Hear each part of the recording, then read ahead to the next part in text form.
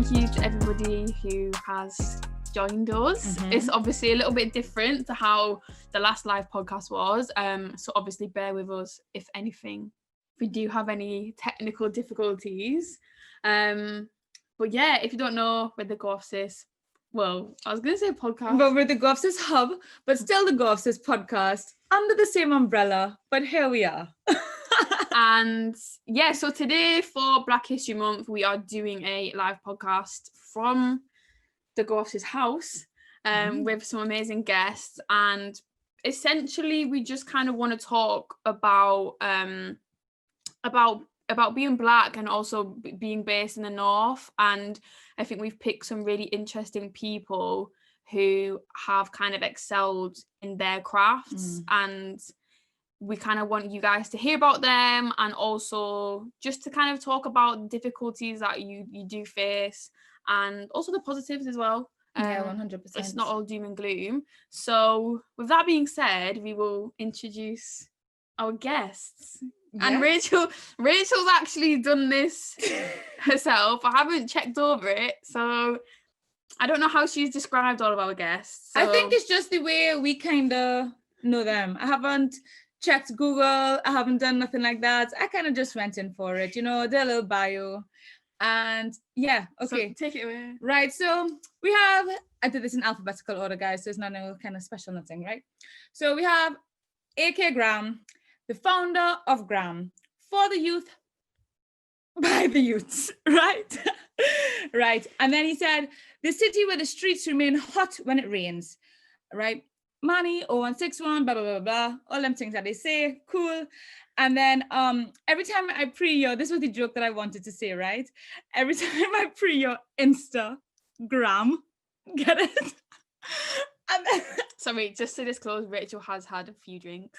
But then also me, I was like, can you tell me before? But anyway, yeah, I think that was really funny. There's a new project going on. He does a lot, not just GRAMM. He does some rugs, all those sorts of things that are very sick. So that is Akeem.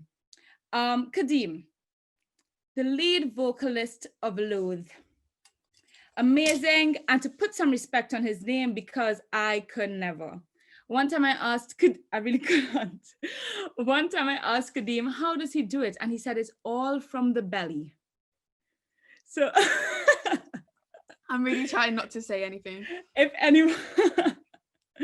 Yeah, so that's Kadeem, and Kadeem has done some amazing tours.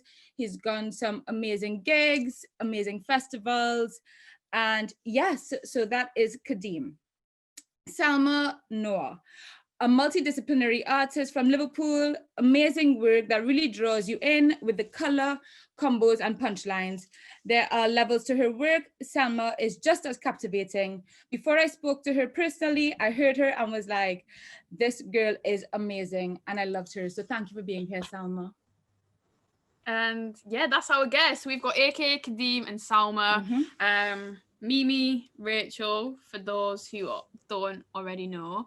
And I guess, how are we going to kickstart this? Because I feel like we've got a lot of things to discuss and a lot of things to talk about. Definitely. And I think for me personally, this idea came, I was sat, it was during lockdown, and I was like, I'm so tired of seeing like whether it's a campaign or an opportunity for Black people, and it's always like very London centric. It's very based down south. And I think that's why I suddenly thought, I was like, it's so important for Black Northern voices to be amplified, because like our experiences are just as valid and as important as Black people from anywhere else in the UK. And in kind of the industries that our guests and ourselves are in, I think there's not a lot of opportunity for Black Northern people. So I guess where I'll start, and this question isn't necessarily like specific to anybody, but for me personally, I feel like being Black and being a Northerner are two very strong parts of my identity.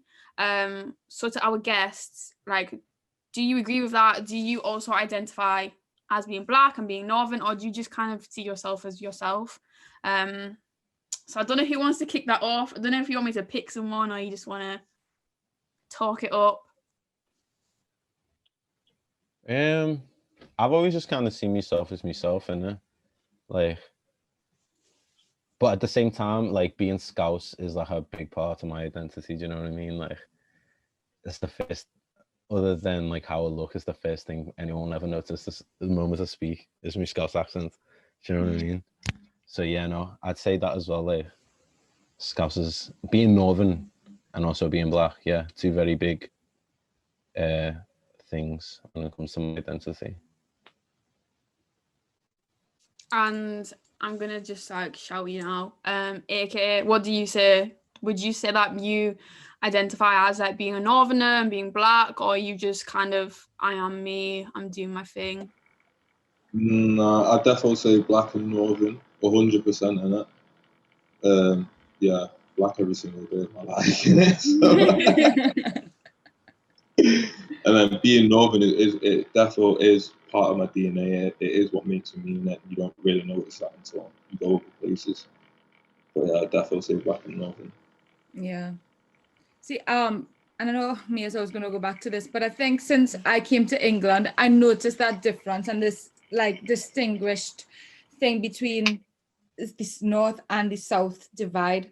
And it is definitely something I think that people feel, I guess, just between being from the North within York. So I definitely feel, and I think since moving here as well, even though I haven't grown up here, it is something that you have to, I don't know, deal with and I don't know, embody. Yeah. Salma, what would you say? Do you think that I feel like it's also different maybe for Kadeem and Salma because you're obviously from Liverpool, so you're Scousers, and I feel like that is like a whole separate identity in itself. And that's a really big thing, like especially with what's going on at the moment, like Liverpool is like just a separate place completely to the UK. 100%. So Salma, like what would you say is your kind of opinion on that? I think that people have only recently discovered that I'm Black. Seriously. I'm honestly serious, which is personally I do identify as Black, Somali and Northern, but a lot of people literally don't think that I'm Black because I wear a hijab. They think I'm like South Asian or Sudanese but Arab Sudanese. So it's hilarious. It's hilarious. I think following on from that, I think that's something that I've always found interesting is that especially being Northern, you feel like you have to justify your Blackness more to I think this came to me at university and being in like societies and stuff, and it's like it's the whole thing of like, oh my god, like you're Black and you sound like that, like what the hell, like people like have a hard time putting these things together, like an accent or like you said wearing a hijab, anything like that, and being Black, like people have a hard time putting that together. And I think that's kind of a barrier that people need to get over, is that like Black people, it's not monolithic, it's not a one size fits all thing, like it's very much we are different. Just how you find Black people around the world is different. It's the exact same in the UK. There is variation in your accent, in how you look, how you dress, all that kind of stuff. No, yeah, definitely. I agree. I was just waiting for you to take over there. I'm trying to get a drink. No, I think that's very real. And definitely since I come here, and I think people always tend to say like, and I think even since, like you said with uni, when you came here, people were like, oh my God, how come you're from here? And I think even when Harper was saying this on our last podcast and that viral video went off from that Scouse guy that was fighting, or I didn't know that there were Black people in Liverpool, or I didn't know that there were Black people so far up north. And it's just kind of that strong identity that we kind of not, I always feel a bit weird when I say we, because I didn't particularly grow up in the north, but since I didn't grow up in England in general, you know, so I kind of always feel like am I a bit of a fraud when I say these things, but I have been here for a while, so I see what people are dealing with, and it's important that people recognize these things and deal with these things. And I think that's why this conversation is so very important, guys. No, definitely. Yeah. I think as well, what's you have to target it to as well is the industries that like everybody's in. So obviously, Kadeem, you do music. AK, you're in like the fashion industry, and Salma, you're in the art industry. So they're all very creative industries, and I think, like we said before, opportunity often seems to fall to London. So in terms of Salma, like in terms of the arts and things like that, do you ever feel that if you were maybe based in another city, or if you were from another city, that you would have received more opportunities for your art? Or do you think that you've still received enough being in Liverpool? It's a difficult question because in other cities, like if I was based in London, with London, class also plays a part in it, as well as race. So it's one of them things. I don't know, maybe you know what I always say, I'm gonna venture out, but I reckon I'm just too scared, you know. And literally, I'm not even lying. I'm like As in need to venture leave out. Liverpool? Yeah, even though I always say I hate it and I hate the scene and I hate like a lot of art people and all that, but I just think sometimes maybe it's just because I have the fear also of leaving it as well. Because I'm like the worst person when it comes to transport. I get lost down 3 streets. I have to call the siblings to come and find me.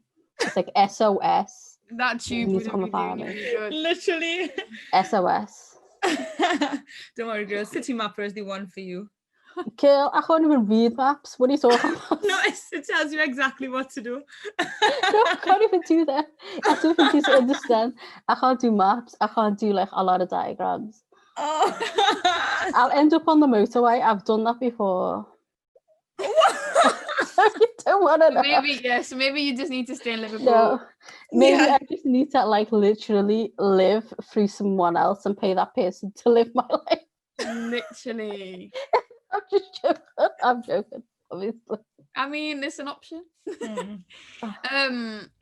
One thing as well, kind of, again, this isn't really catered to anybody. Anybody can hop in on this.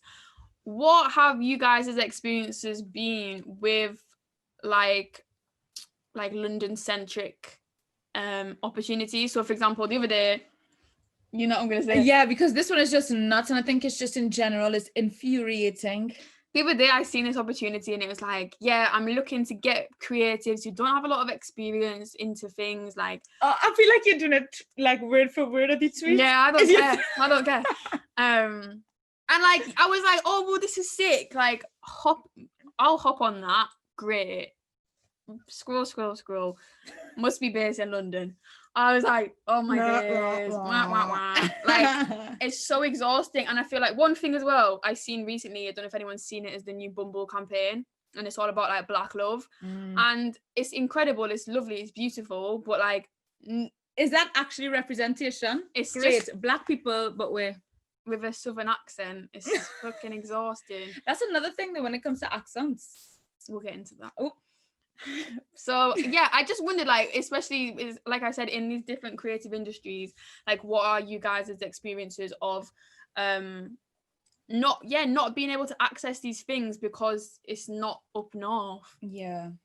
For me, I'd say like being in a band and stuff, and being from Liverpool specifically, like any tour or any good gig that was coming through the UK would that be, most of the time would be in Manchester, to be fair, as well, but would always be in London.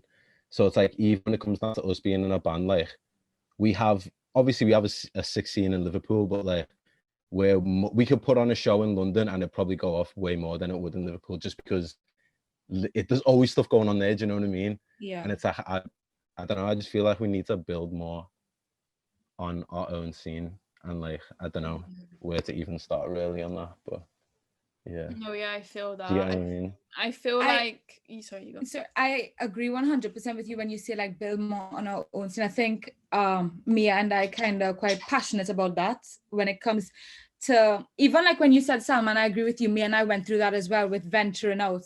But then it's kind of like, if we leave, then what? Did we actually do what we wanted to do? Yeah, that's the thing. Like, we've been you could get a big opportunity, but if it's in London, like I don't like I want it, but like I want it here. Yeah. Because that's who I am. I'm northern. Like I don't want to have to travel down south to do your thing. Like that's not me. Yeah. Wanted to represent who you are here. Unless you got the money. But no, I think I agree. It's all about like setting down like your own roots here. And that kind of leads me on to my next question for AK. So obviously Manchester it's different to Liverpool because I feel like people have time for Manchester. Yeah. In terms of like people see it as like a mini London. It's giving London a little bit of a run for its money, and I think in my little naive mind, I feel Liverpool is giving Manchester a run for its money. Do you know what I'm saying? And I feel like we're coming for you. But my question is, in Manchester, it's a big city, and there's a big Black community there. But for me, well, not for me, but for where I grew up, a lot of white people know Manchester as like your kind of white indie people doing Oasis, Stone Roses, that kind of vibe. So like as a Black creative in Manchester, like how do you kind of create that space for yourself, or how did you? Like, was that space already there for you, or did you just have to be like, you know what, this is what we're doing if you want to get on board? Yeah, that's a pretty, because no one's going to give you anything, you know, like no one's just going to come and hand you something. There wasn't any like opportunities for us. So it's like we want to do all these things, and then there's no outlet to do them. So how are we going to get it? Like you can only go so many years relying on other people. You know what I'm saying? So eventually you've got to think, right, if we want this, we're going to have to do it ourselves. We've got to learn the skills to do this bit, that bit, that bit, that bit. And then it grows, and then it's your own. And then your own ownership is amazing. Do you know what I mean? You should always have ownership of your own things. You can only get that by building your own things and finding out what people want. Do you know what I mean? I'm sure you have social circles who all think the same way and think, right, I wish we had this. We just come together and do it, I think. Yeah. So yeah, all the indie Oasis stuff, like that's that side, and it was a new Manchester that's doing like other hard shit, like hard shit. Like that's cool and all, and that's history. Like Hacienda, great, but I don't want to hear it anymore. Like there's new things, there's new artists, there's new photographers, there's new musicians, there's new everything. So yeah, and try to push that. No, I feel that. And because like you said there, like obviously nothing's handed to you and you've just got to find those people, that kind of thing. Like what advice would you give to somebody who is kind of at the start of their maybe like career, trying to get like their voice heard or their things seen, that kind of thing? Like, because obviously GRAMM is quite successful. Like what is your advice to somebody that you did that went well? Just be out there, innit? Like no one's gonna come looking for you, innit? Like you have to put yourself out there. You have to be like making sure your work's out there. Have to make sure you're out there connecting, meeting people. Like it's all well and good having all these people online, but there's nothing better than actually meeting someone in person and not having that connection with someone. So you just have to just keep being at it and staying on it. Really, it doesn't really stop. Like if you really want to be out there, the market is so competitive for everything at the moment. So you just got to make sure you're on it every day, I think. Do you know what I find is mad, which is so fucking stupid? I remember seeing IMDb. Wearing GRAMM, and I was like, oh, that's sick. Like, what's that? And then looking into it, and like at the time it was like IMDb from Manchester, GRAMM from Manchester. I was like, oh, like it's Black people up north doing the same thing. Yeah, it's mad. It's sick, isn't it? It's so necessary. Do you think that being from Manchester and just doing things that people wanted to see with that kind of, I know that not many people were doing that kind of sick stuff, not from London, kind of put you then on a major scale, and that, you know, local people then from Manchester 016 wanted to see, that was kind of tapped into another market then? I think it worked because Manchester's a lot smaller than London. There's so many people like me in London. There's so, do you know what I mean? The market's so fierce for everything. So I think with Manchester being so small, it's probably easier to build a network. It's easier to be seen. Like if you really want to do something, it's not hard to be seen to be doing it.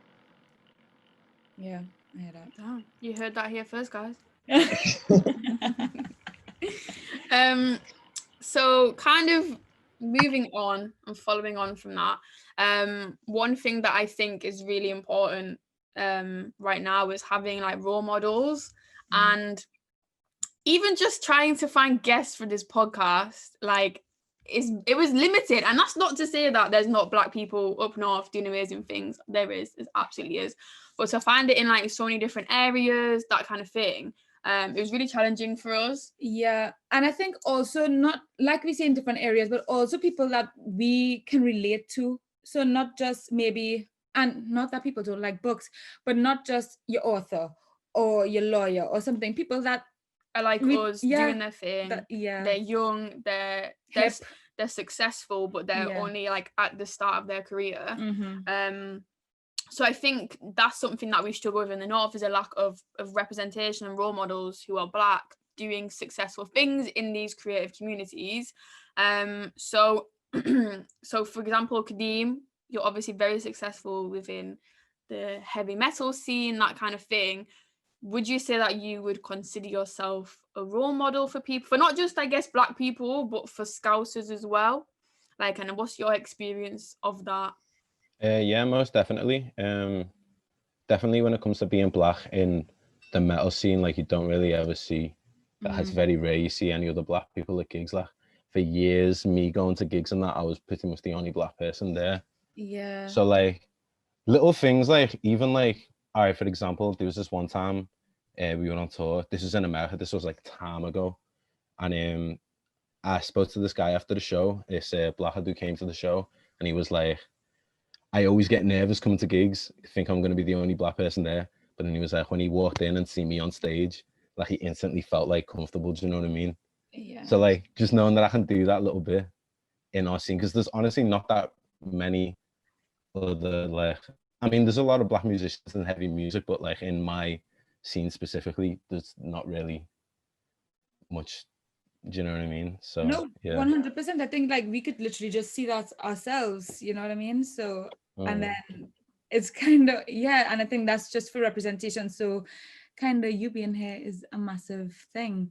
And so I'm sure for you doing that and you being part of that industry, it sometimes must feel like, okay, so where can I go to? Somebody, was there somebody that you also looked up to, or do you think that you're kind of paving the way as well for a lot of younger people, and have younger Black rock singers, heavy metal, come to you? Yeah. I don't know, like, I wouldn't say I'm like the only one doing it right now, but like, because there has been people in the past, like there's bands like Killswitch Engage, like there's, I'd even go as far to say like, I even go as far to say like Jimi Hendrix, like, do you know what I mean? Just like rock, like in general.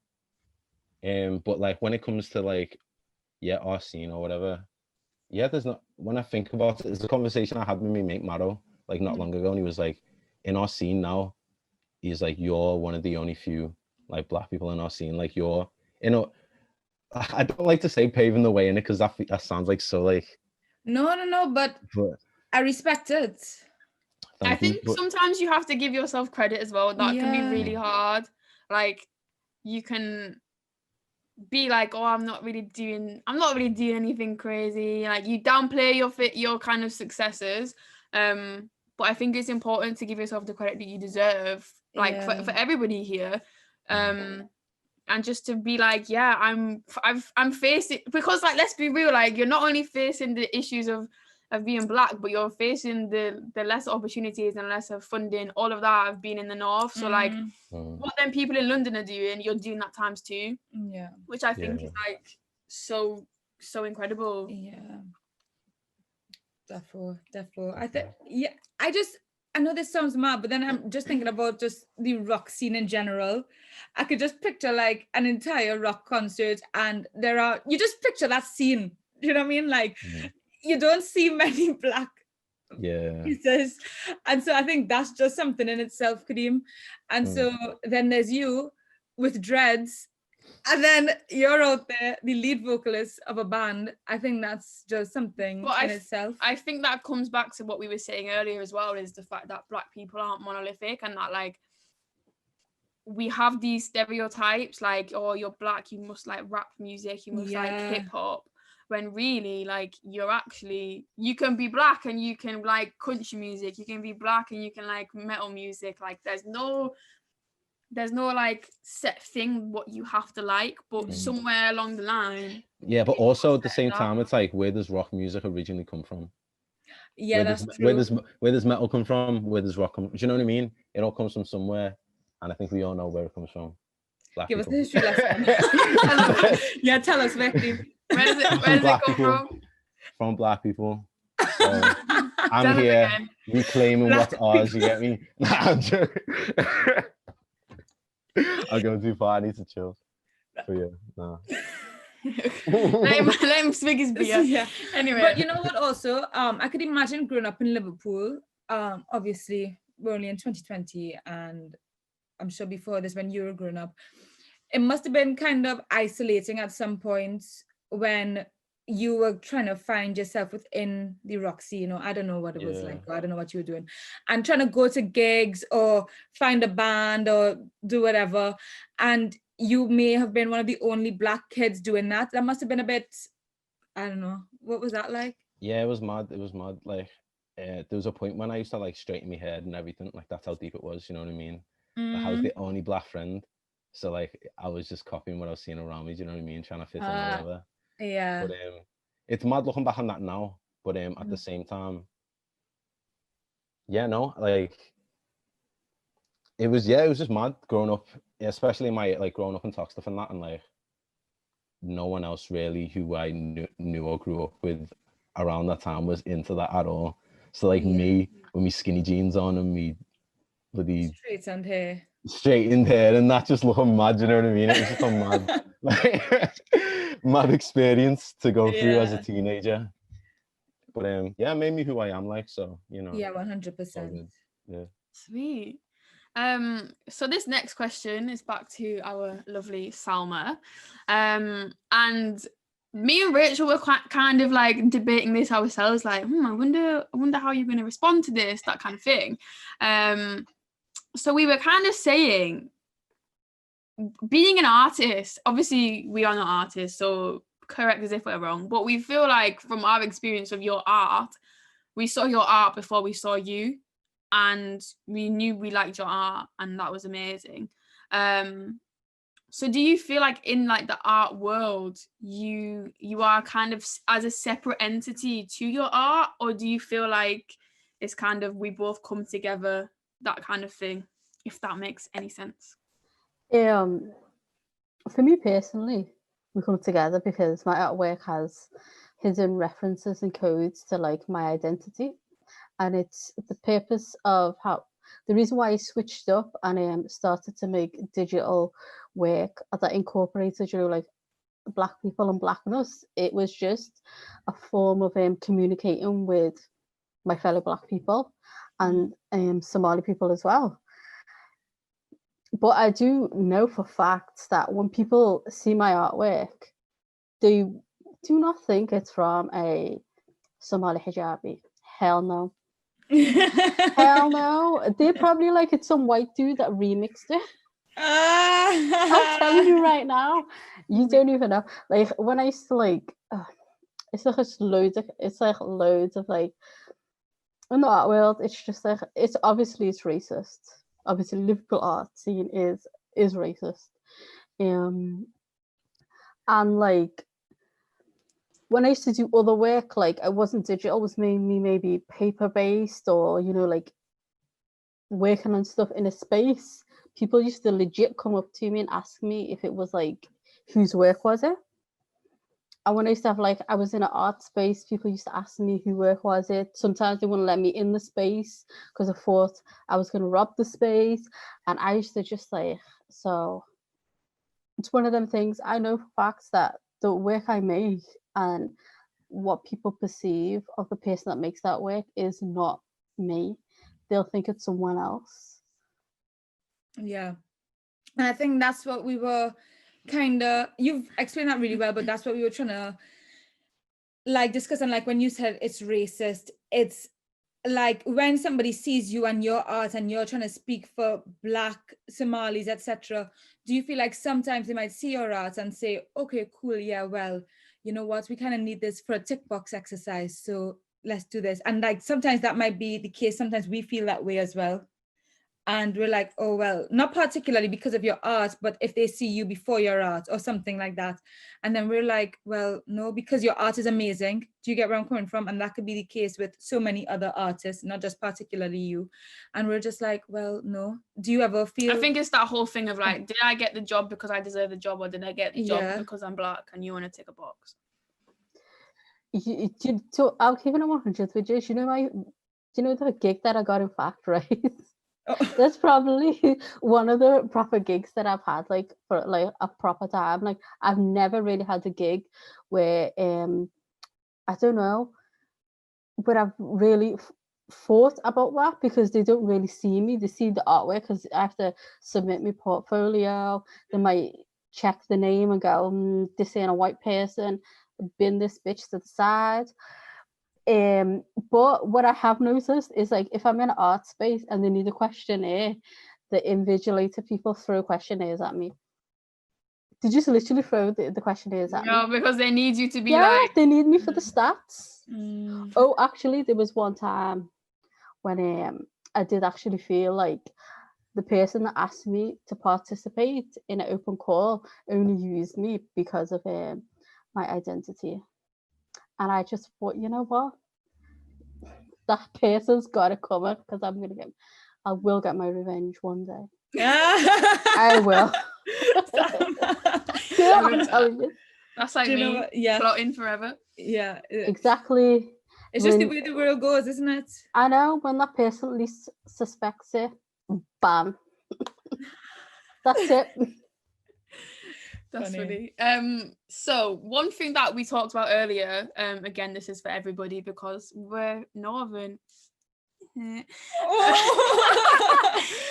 been here long enough. Do you know what? This isn't even directed. This isn't an attack on you, right? Okay. So Rachel, you're the scouser now. You're the scouter. And also, it's not just a matter of time, you know. Like, I'm actually no, half but this Scouse. is no. You're not.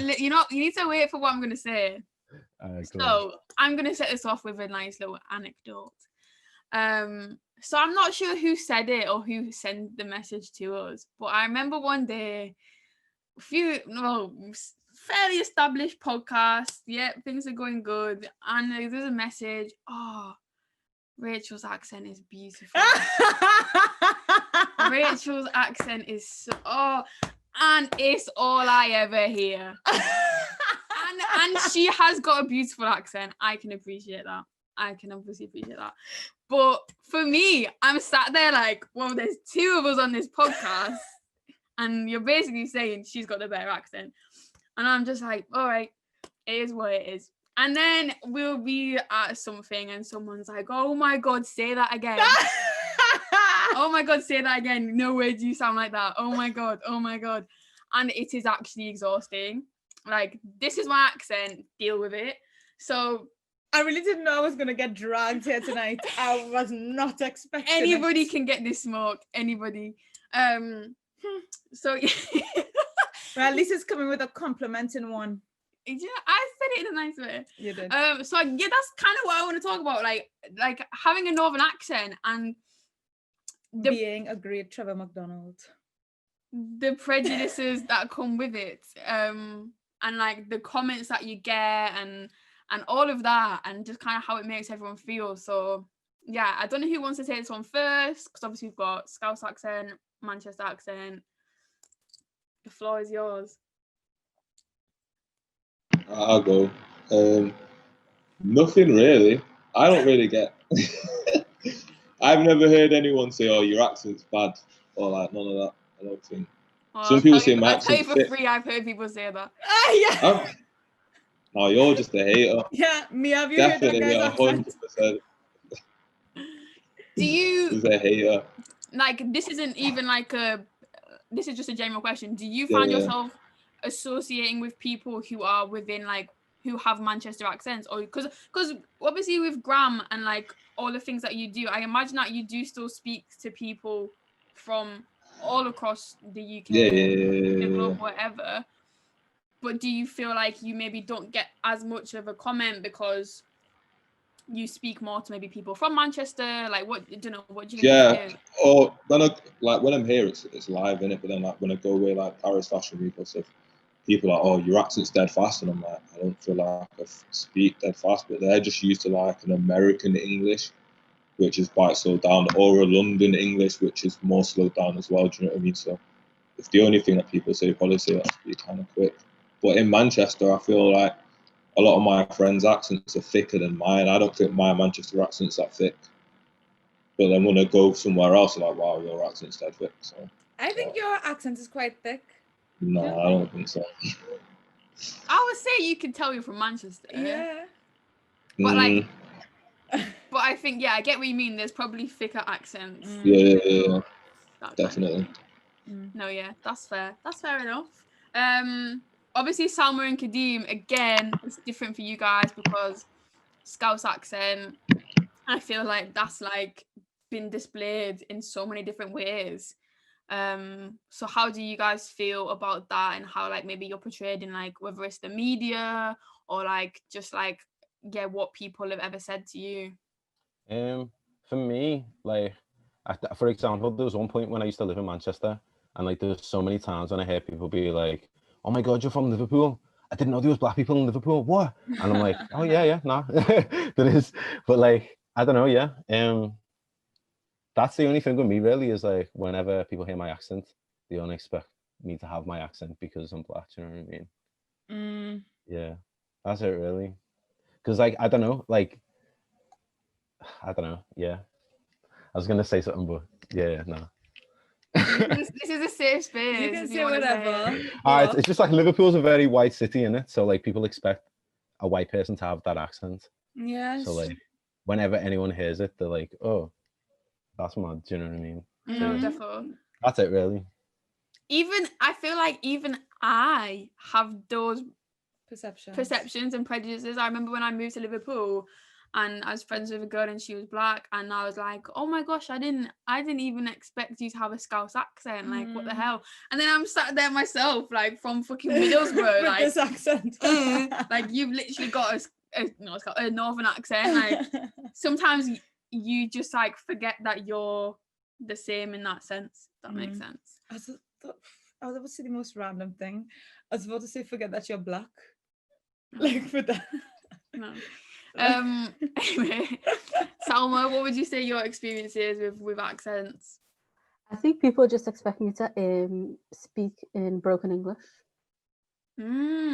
or not be able to speak English at all. So also when they do hear me accent, people are like, oh my God, I didn't expect you as a to have that voice. And I also get told that you need to speak slower, and I'm too loud. Yeah, too loud. But you know what? But it's hilarious. I'm gonna be honest with you. It's like the best thing, right, is when people do not expect you to speak English, and you still want to speak to them. It's amazing. You just don't have to interact with them. You just you know what? You just stay. This is what I do. If someone's like, on Bilge trying to stop me to sign for something, I just do this. I either start speaking, if I'm with my sister, in my own language, bam, they're not gonna approach me, or I ring one of my siblings on the phone and speak in my own language, or if they like literally approach me and ask me stuff, I just do this. I love it. So you're using it to your advantage. Salma, yeah, that's conniving. Yeah, but I'm I here know. for it. You gotta have fun with it, girl. We just got a message in the chat saying, Salma, you're the best. Yeah. I wish I could do that. All I have is an accent. You could technically, because there's just probably, I reckon, if you're black, brown, if you're non-white, you could do it as well. Well, one time I was on the train, Salma, and my brother said, I wonder if these people would understand us if we started speaking really fast. And so I was like, okay, let's try. And he started to speak in like a Trinidad dialect so quickly. And I was like, this sounds so dumb, Niall. Like literally, it's still English. They can definitely understand. You just sound ridiculous. And he was just like, hey, Rachel, what are you doing? You okay? And I was just like, Niall, like they can definitely get what you're saying. So no, I don't know if it'll work the same, Salma. but you have it down. I think that's a good one. Yeah. Kadeem, do you ever find, especially if you're going on tour, you're going in America, that they are like, huh? Excuse me? What? Yeah, definitely. Like I had this one time, I was at a restaurant and this guy was like, "Are you speaking English?" And I was like, "Listen, I'm from England, man. Like, what the fuck?" Like, of course, but yeah, nah. In Liverpool, in America, sorry, or anywhere really. Like, yeah, whenever on tour and stuff, people are very like bewildered by my accent, and I had to proper talk slow to people. Do you know what I mean? Like, I've got a tour accent down to a T. Do you know what I mean? Like, Oh. I know when to speak, how to speak to certain people. When I just know when I'll start a sentence and I'll look at someone's face when they're like, "Oh, okay, I've got to start You've got to talking now slow from it now on." down. Yeah. A lot of times, which is mad, I think people from outside of England often think that everybody speaks as though they're from London, and not even just like Yeah. the London that we know, but like the Queen kind of London. Like, Queen's English. hello, how are we? That kind of vibe. And it's like, nah, not at all. There's Yeah, so many that's another different... thing actually, thinking back to like we were talking about how people perceive like my accent and that. I've had Irish loads, like people think I'm from Ireland. And it's like Really? more like Americans and stuff like that have been like, "Are you from Ireland?" I'm like, "Nah, from Liverpool."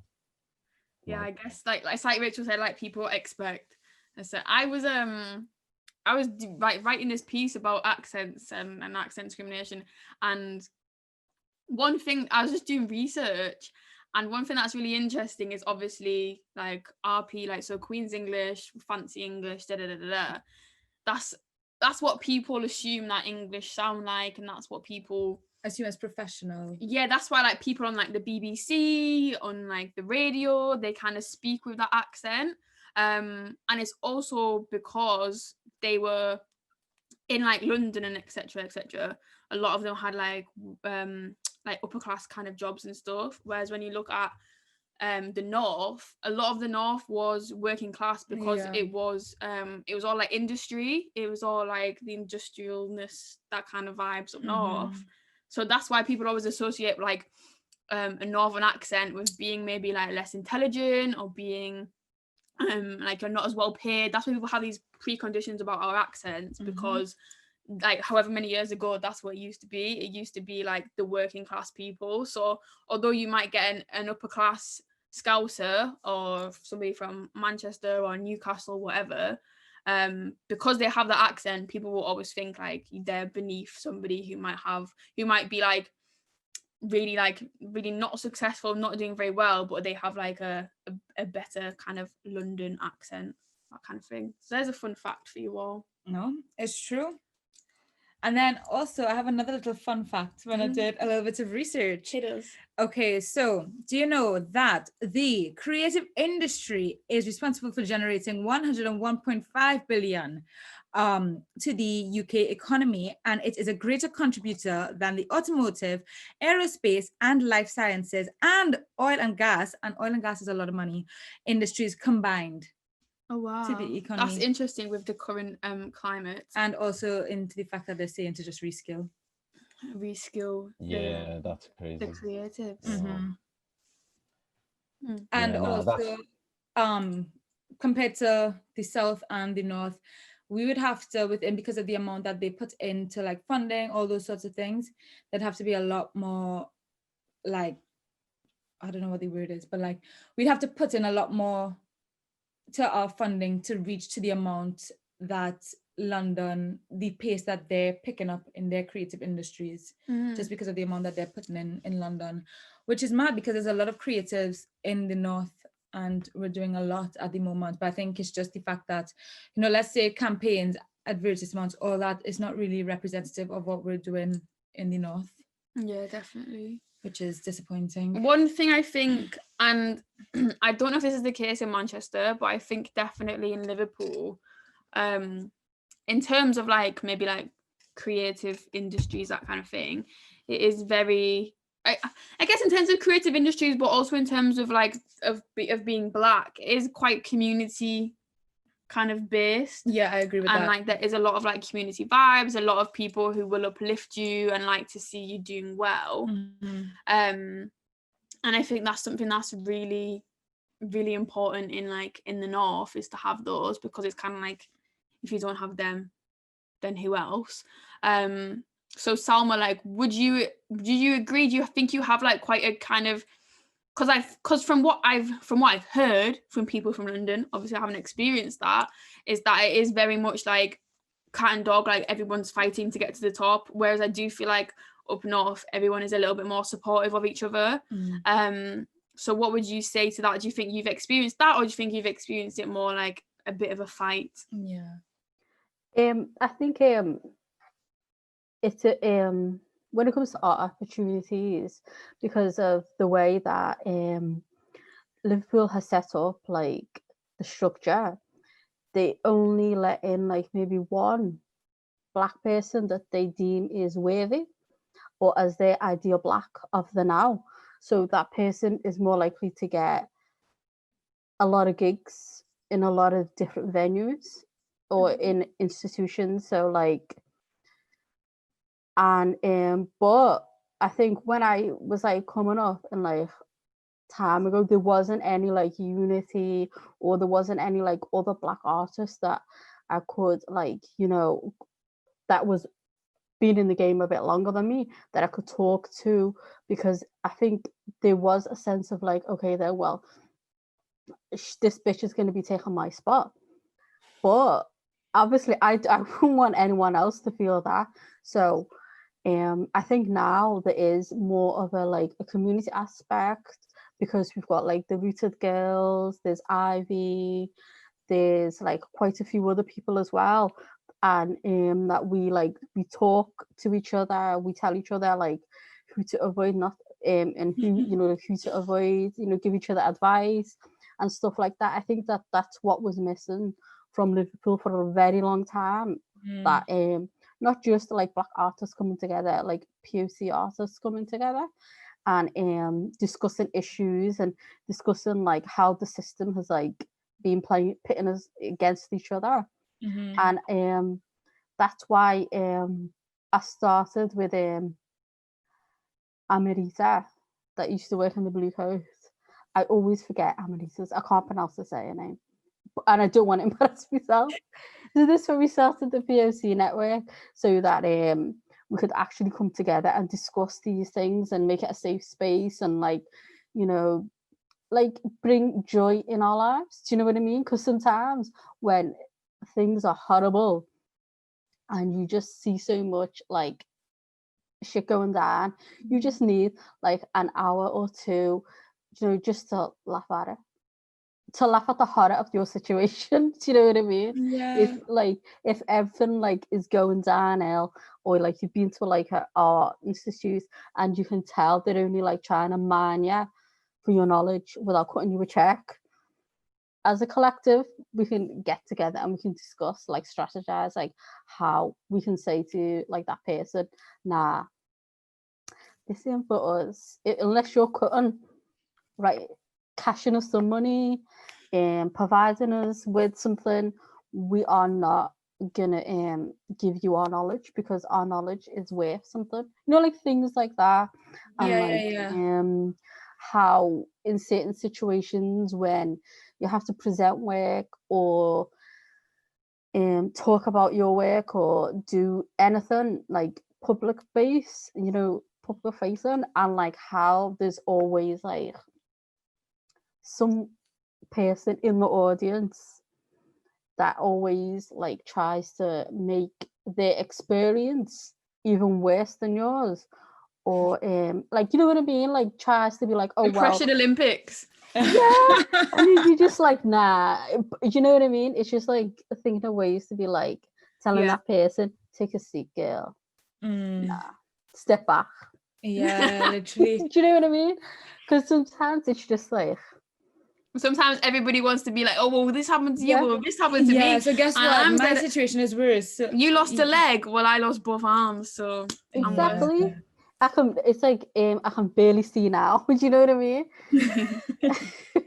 It's exhausting. Yeah. AK, what would you say? It's like obviously we're not in Manchester. What's it like in Manchester? Would you say it's like, is it community vibes? Is everybody kind of uplifting each other, or is it kind of like a fight to get to the top? Oh, you still on mute. Yeah, you need to unmute yourself.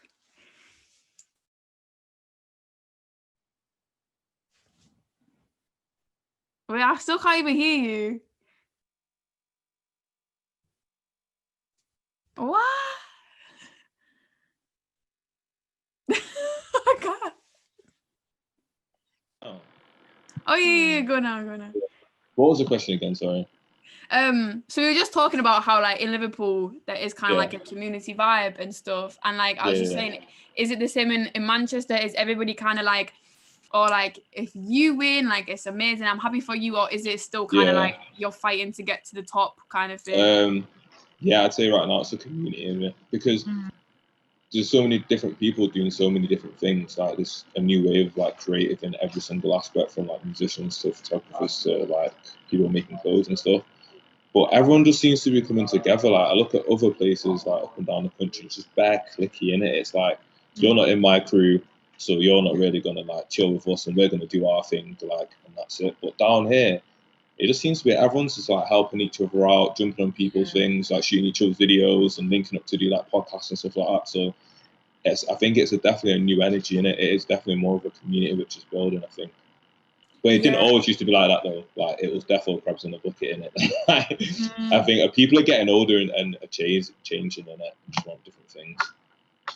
And I don't know, like you said, Mia, if that's more of a northern thing where it's just definitely like Liverpool, Manchester, that kind of community vibe.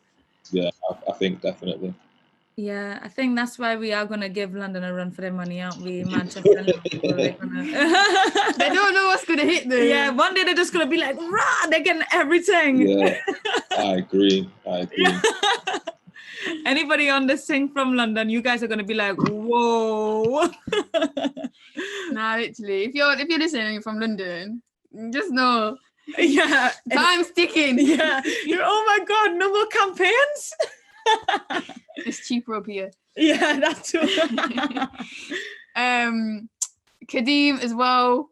The same question kind of applies to you. Like, what's your experience of community, especially being in the metal scene? Like, I mean, I'm not familiar with it. In Liverpool, is there a big scene in Liverpool? Like, is it a community kind of vibe, or like, what's your experience been? Honestly, there's never really been that much of a metal scene in Liverpool. Like, there is a metal scene, but when it comes to like bands that are like toured and like play other places and that, there's not really much of a thing. I feel like now though, there's kind of like a new scene that's been born in a way. Like there's bands like us. There's another band called God Complex. Who else? There's just like loads of bands. Like I feel like, I don't know. Yeah, we're at like the forefront of it, and kind of everyone's just helping each other out. Like even when it comes down to just like last minute gigs and stuff like that. Like I don't know. Everyone knows each other, so everyone can. If we wanted to play, obviously not now because we're in lockdown and that, but like back when gigs were a thing, like if we wanted to play a show, guarantee everyone who was sorting the show out with will be from Liverpool, and everyone's like kind of helping each other out. Do you know what I mean? But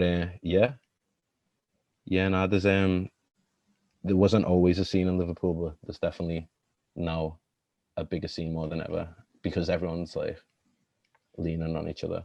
Yeah, I feel like that's what me and Rachel have definitely experienced with the podcast. Like it was always from day one, it's always been love and support from the people of Liverpool, and it's even nicer to know that because obviously Rachel's from Trinidad, I'm from Middlesbrough, like we're not from here, so I think it's definitely shown that it is like a community. And as well, and like support.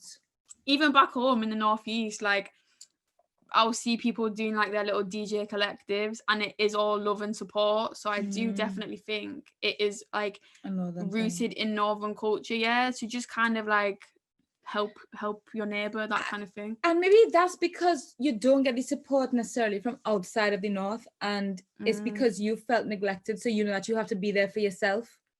And that's something that's just kind of like a push yourself because you have to be there for yourself, and that's the vibe. And you kind of I've just kind of thought about that, and that's kind of probably what it is. And yeah. Rachel's buzzing. Yeah. Lastly, I think before, if anybody does have any questions, I don't know. But before we kind of answer any questions, I just want to talk again as kind of like a leaving point, like influencing like the new generation that's coming after. Because I feel like we are kind of like the current generation, where like where it is right now. But influencing those who are yet to come, and like those who will need these Black role models in the North. Yeah. And what it kind of means to you to influence them. And I don't know what, I don't want to be cliche and be like, oh, what would you say to them? But like essentially, yeah, like what advice would you give to them as a young Black person in the North trying to... I agree. And also I was thinking, like, even Salma, when you were talking about having those other artists, Ivy, like if there's any young artists coming up, where can they meet up with you guys, or how can they reach you guys for some inspiration? Or if they kind of, I don't know if you don't mind them venting to you guys as well in a safe space, where can they just chat to you guys, just things like that? Yeah, so what would you guys say to that? Whoever wants to take the mic first. Salma, I'll give it to you. I was gonna say, well, I don't know. For the first part, I would just say that if someone was coming up, you know, I would just say that learn your craft, learn your art history, learn especially your Black art history, and you need to develop.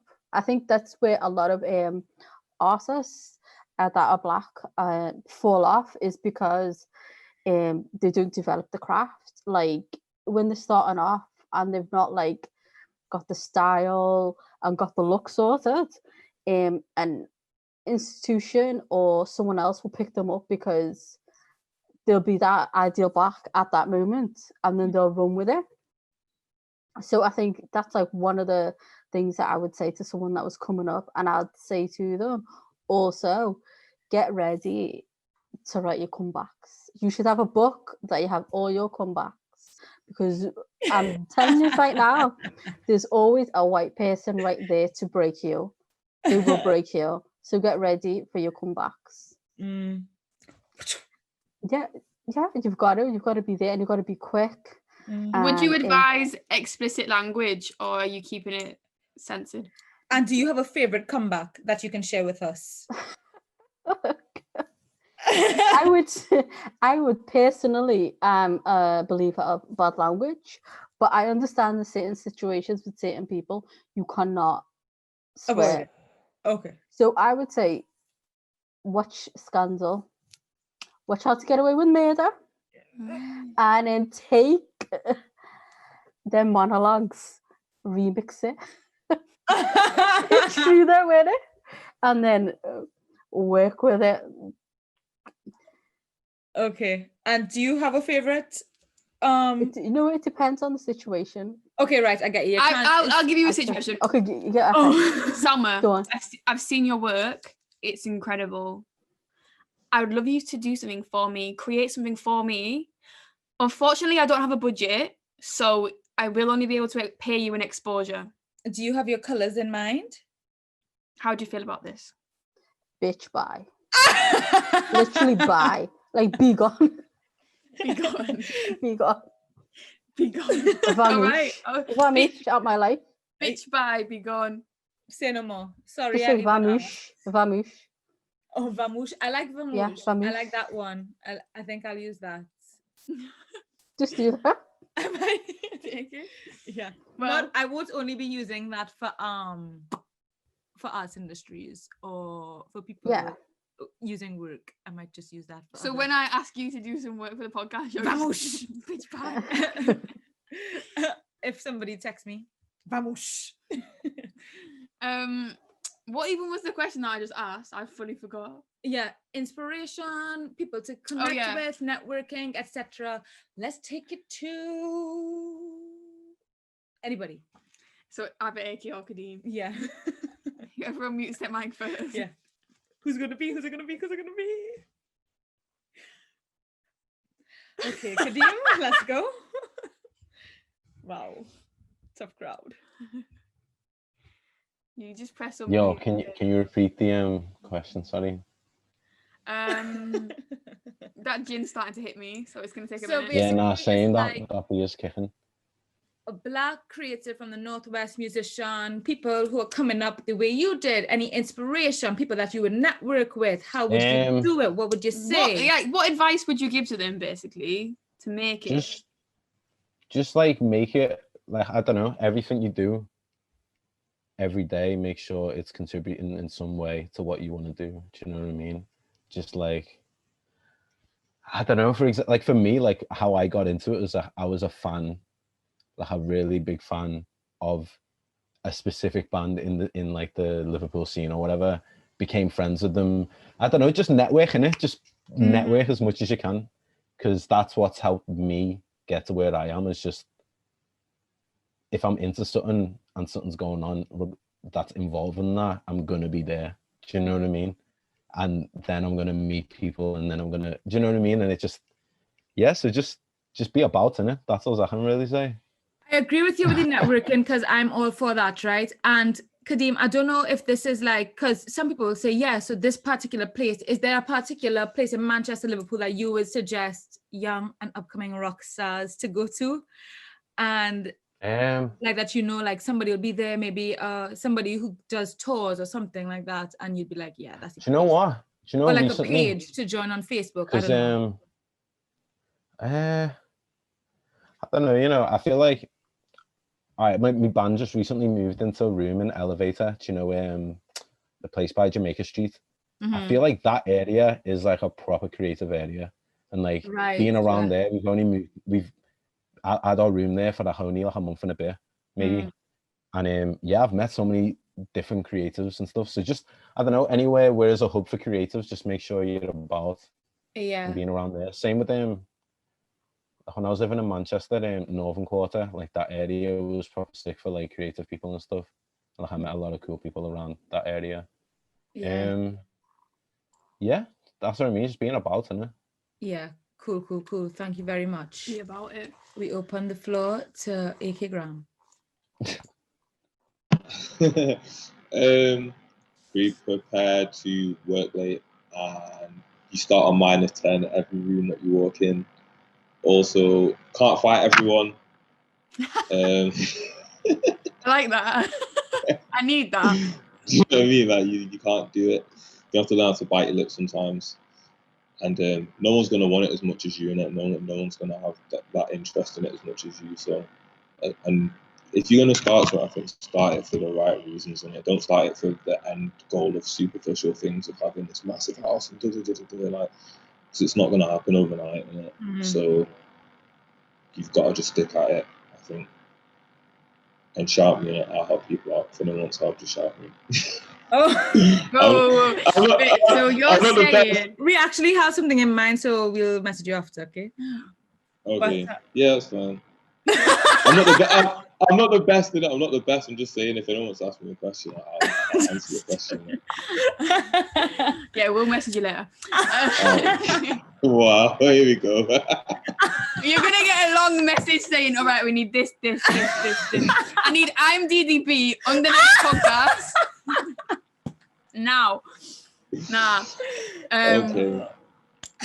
That's amazing, thank you. And thank you to Kadeem and Salma and AK for speaking, taking their time. If anybody does have any questions they want to ask specifically to our three amazing guests, shoot it on right now. Or it can just be like a full-on generic question. Yeah, you guys can ask us as well. It doesn't necessarily have to be them. You can ask the boss this podcast. Then yeah, shot them in the chat. If not, yeah, so we have one. Hi, Helen. Yes, definitely, I will. I have the links, so I will. Actually, I've thought about that, and we might put them on the page, so no worries. I can't put it in the chat right now, but I will, because I have it in my Google Docs. So okay. I will put some of, like, little clips of, like, some of the information, and I will. Niall, what a rubbish question. How has your day been? It's been really good, thanks. I've had an all right day. It's been long. I am quite hungry right now. I do need to go to the toilet, but I am keeping it composed. Thanks for that question now. Thank you. Anybody else? I'm not going to reveal your last name. No, that's Rachel's brother. That's Rachel's brother, everyone. He's asking these stupid questions. There was only one. Yeah, true. Putting shame on my family. Oh, I actually... Oh, wow. Okay, Kadeem. Oh, When I was younger... Wait, Kadeem, make sure you're listening. Yeah, Kadeem, you ready? When I was younger, I was shamed a lot for listening to heavy metal and alternative rock. Did you feel that stigma for yourself got better with age, or it's the same reaction now from others? It's the same reaction, but in a way, I'm just kind of like numb to it and used to it because I've been into heavy music now since I was like 17 or 16. So I'm just kind of conditioned to it in a way. And like at the same time, like should be proud of it. Like if you're into something, be proud of it. You know what I mean? Like that's something I've learned over the years. Like when I was younger, obviously being black as well and being into metal, like is an unheard of thing. So I'd always get like whenever, for example, like anyone will be like, "Oh, you do music? Oh, you do hip hop then? Yeah, what are you doing?" I'll be like, "Oh no, I'm in a metal band." Like, "Oh, you like metal?" And like just that. I've been used to it, and I'm like, yeah, nah. With time, definitely with time, you'll. It's like personal growth and resilience. Yeah. So you'll be fine. Don't worry. I think this is a good question for everyone. How has lockdown affected your work? To Kadeem, Salma, AK. For us, it's affected our work like so much. Like this whole year, we were supposed to be away, like on tour and that, and we just released an album like in February, and we only got a chance to do like our UK tour for it, which is sick still. But like, because a lot of bands didn't get to tour their albums this year or whatever. But yeah, now we had a lot planned for this year, but at the same time, it's kind of a blessing in disguise because things were so fast before lockdown, but now I feel like I've had the chance to kind of sit back and reflect on everything that's happened over the past few years and really like take it in and digest it. Do you know what I mean? Yeah. Salma, how has lockdown affected your work? It could be positive or negative. Positive, because it's given me the time to talk and discuss with Helen Starr. As you might know Helen. Yeah, she's on here right now. And my mate Amarita as well. So we had time to discuss theories and discuss stuff about art and so on. And we've as a collective, we've come up with like a new I don't know how to say this, a new type. I don't know what the word is because I can barely speak right now of art called Dad Futurism. And if anyone wants to hear about it, Helen's got a really good talk coming up on. I'm plugging shit right now. I'm plugging. You should. You should. Look at everything. Everybody. I think Helen will put up a link. I think it's a really good talk, and it's about how the art system is built like a plantation. And girl, I've seen the slides. I've got the inside goss. It's really good. I recommend anyone that's really into wants to likes art, not necessarily art. Well, it's just a good talk. Okay, we like that. That's amazing. So Helen did put the link. Helen said, "Mimi, your accent is so beautiful. Everyone in Trini always goes on about how much we love it." And also, that's amazing. It is beautiful. And Helen, I forgot that you actually don't use Insta. So I will email you the link because we have your email address. So yeah. And before we go, AK, how has it affected your work and your job?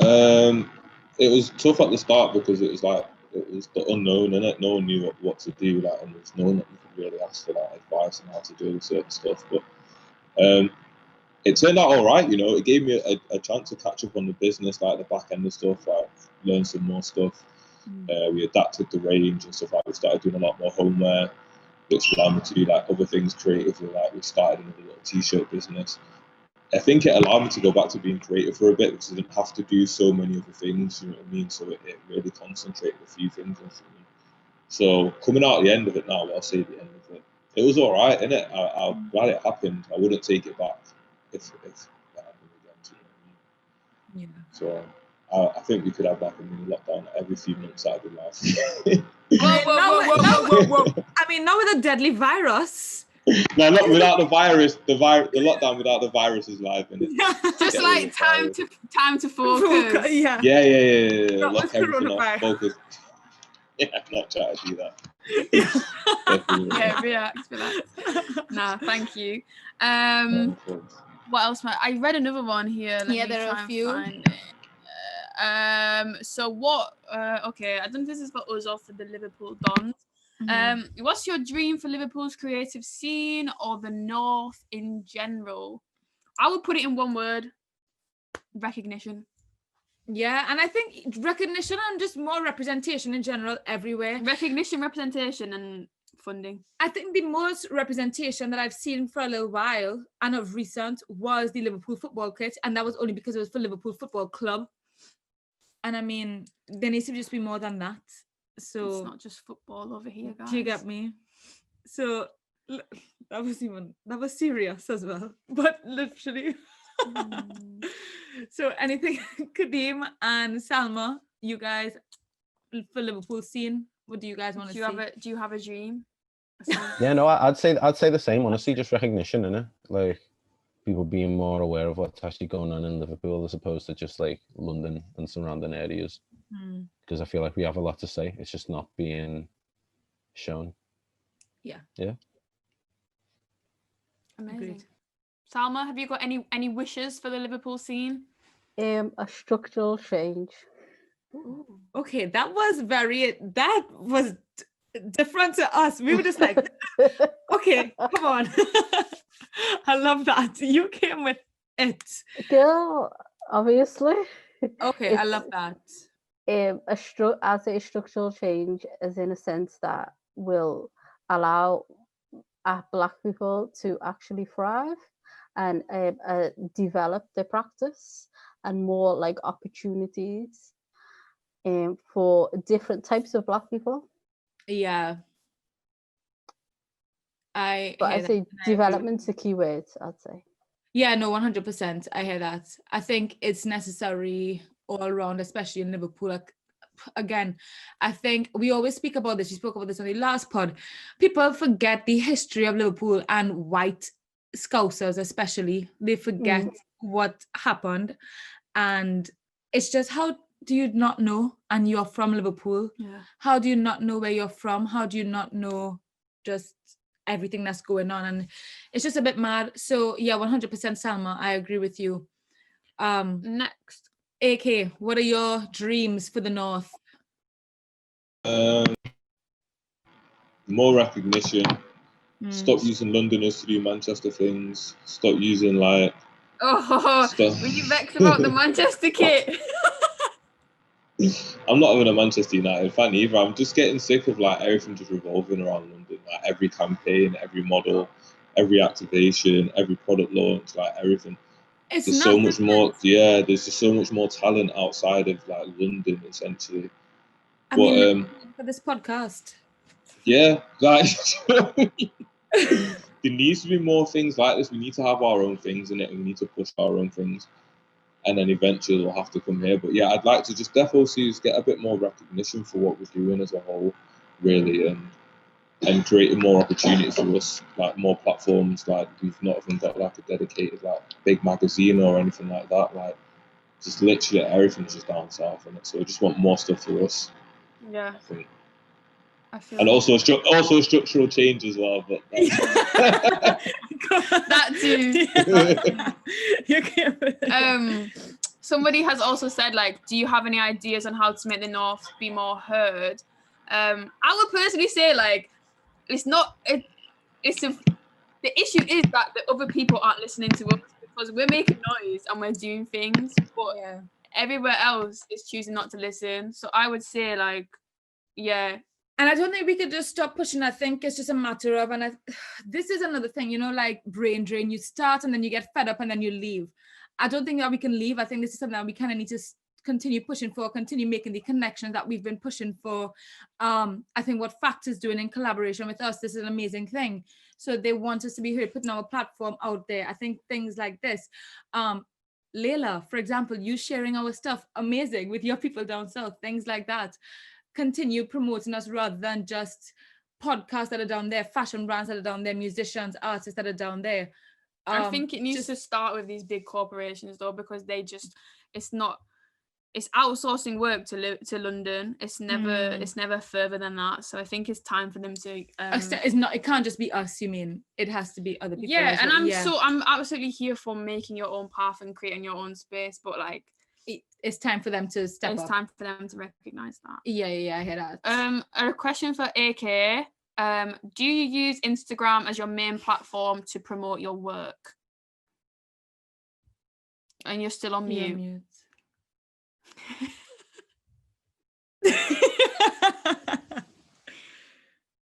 Can't find his mouse. He's lost the mouse. He's struggling to find it. You got it. You got it. Yeah. Yeah, it is, but it's dead. Instagram is dying. Like, you've got to be so much more aggressive offline now. Just like, imagine, I was thinking the other day, we sat having a meeting and we were just saying, if our Instagram got deleted tomorrow, like, we're gone. Like, so I think you should probably try and build more stuff offline and on other platforms as well, reach more people.